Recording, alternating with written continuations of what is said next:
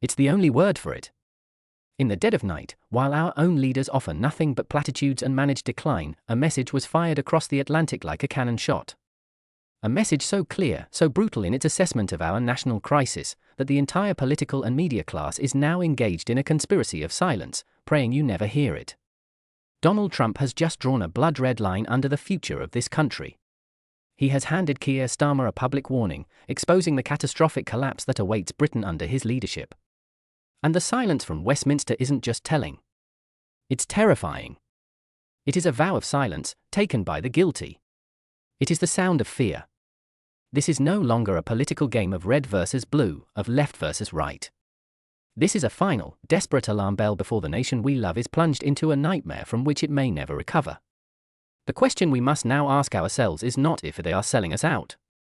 The question is, why are so many of us still willing to let them? You will not see the truth of this interview on the BBC. Of course not.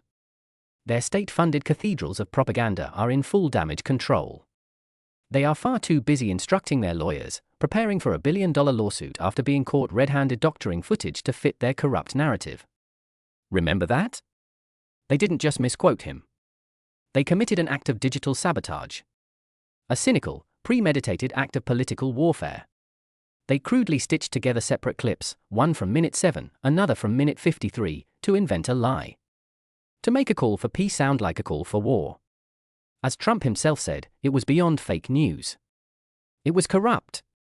And now this same media cartel wants you to believe their analysis of this latest warning? They will dismiss him. They will ridicule him. They will tell you he doesn't understand Britain. But they are the ones who don't understand. Or worse, they understand perfectly. They are terrified that you are finally beginning to see through their lies, and that a voice from outside their bubble has just validated every single one of your deepest fears. This wasn't a casual chat.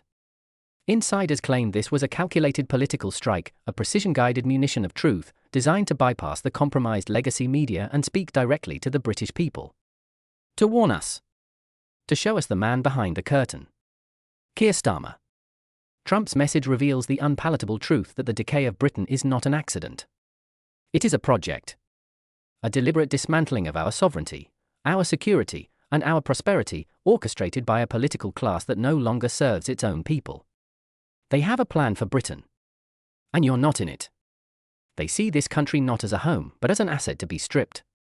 A piece on a global chessboard to be sacrificed for their grand ideological projects. What happened in that interview was not just a news story. It was the first shot in a war for the soul of our nation. And the establishment's panicked silence is the loudest confession of guilt you will ever hear. Just listen to the raw, unfiltered truth of his words. And as you listen, hold it up against the grim reality of your own life in this decaying country. He spoke of London. A city my own parents would barely recognize. A city now scarred by no-go zones, where even the police, according to sources within the Met, are hesitant to patrol after dark. Where Sadiq Khan, the disastrous mayor, presides over an epidemic of knife crime while spending millions policing memes and lecturing the world on pronouns. Khan can deny it, but the paramedic who held a dying teenager on a pavement in Croydon knows it's the truth. The shopkeeper in Southall who pays protection money to local gangs just to stay open knows it's the truth. The mother in Lewisham who texts her son every 10 minutes when he's out after 6 p.m., her stomach in knots until she hears his key in the door, she knows it is the truth.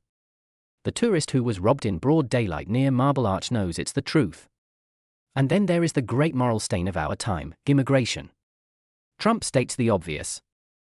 Brutal fact, you cannot have a country if you cannot control your borders.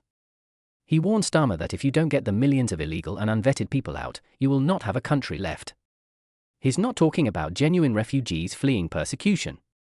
He's talking about the endless flotilla of fighting-age men arriving on our shores, a tidal wave of illegal arrivals. And what happens to them? They are put up in 4-star hotels, costing the taxpayer millions every single day. Given a welcome pack, dental care, spending money, and activist lawyers funded by you. It is the ultimate two-tier system. A former Royal Marine sergeant from Hull, his body broken after 2 tours in Helmand, is on a 2-year waiting list for vital knee surgery. He watches the news and sees a man who crossed the channel yesterday getting immediate access to the very system he, a hero, can no longer use. In a town in Yorkshire, a community centre for pensioners, a lifeline for the lonely, is shut down due to council cuts. Weeks later, the very same council finds millions to house new arrivals in a nearby hotel. This is not just a policy failure. It is a calculated humiliation of the British people. It is an act of profound betrayal. Trump then pivots to our energy. He points out the absurd, unforgivable scandal of Britain having the highest energy costs in Europe, while we are sitting on the North Sea, one of the greatest energy fields in the world. An ocean of wealth that could give us energy independence for 100 years. But it stays in the ground. Why? Because of the net zero fanaticism of an elite in London who will never feel the cold. A self-employed plumber in Wigan has to choose between heating his home and feeding his children. A farmer in Lincolnshire is being paid with government grants, with your money, not to grow food, but to rewild his land, while we import the same food from thousands of miles away, destroying our food security. A pensioner in Aberdeen lives in the shadow of a wind turbine, a monument to this green ideology, yet she shivers in her flat, terrified to turn on the heating. They shut down our power plants, they refuse to drill for our own oil and gas, they slap crippling green levies on your bill to fund their ideological projects, they make us dependent on foreign dictators, and they call it progress.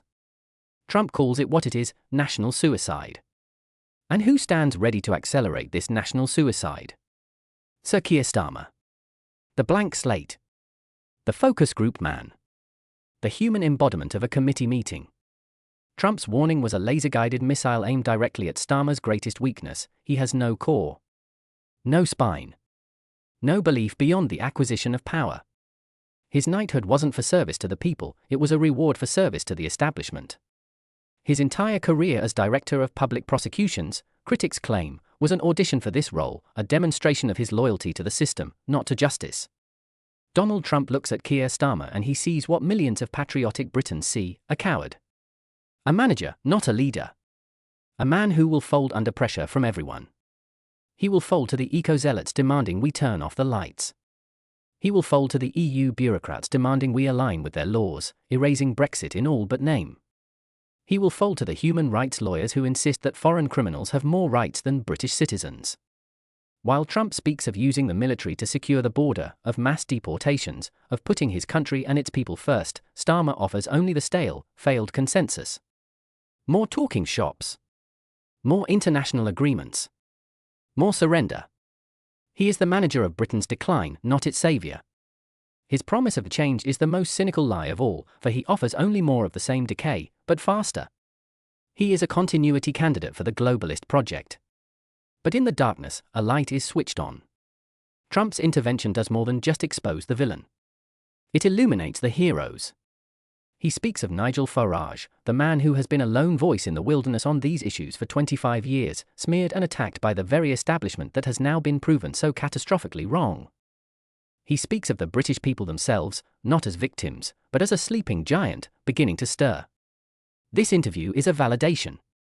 It is a global recognition that the populist revolt, the great awakening that began with Brexit, is not over. It is entering its most critical phase. The battle lines have never been clearer. On one side, the architect of our managed decline, Starmer, the BBC, the globalist NGOs, the entire rotten edifice of the establishment. And on the other, a people's army of ex-soldiers, nurses, truck drivers and pensioners, armed with nothing more than common sense and the truth that has just been spoken aloud on the world stage. And so we arrive at the moment of decision. The choice is now yours, and it is brutally simple. There is no longer any room for apathy. There is no middle ground. There is no going back to sleep. Do you place your faith in the comforting, predictable lies of a political class that has overseen 30 years of catastrophic failure? Or do you finally listen to the uncomfortable, shocking truth from an outsider who has nothing to gain from telling it? Will you entrust the security of your family, the future of your children, and the sovereignty of your nation to Keir Starmer, a man now publicly warned that he is on a path to destroy what is left of Britain? Or will you stand up and demand a leader who will fight for this country as if its life depends on it, because it does?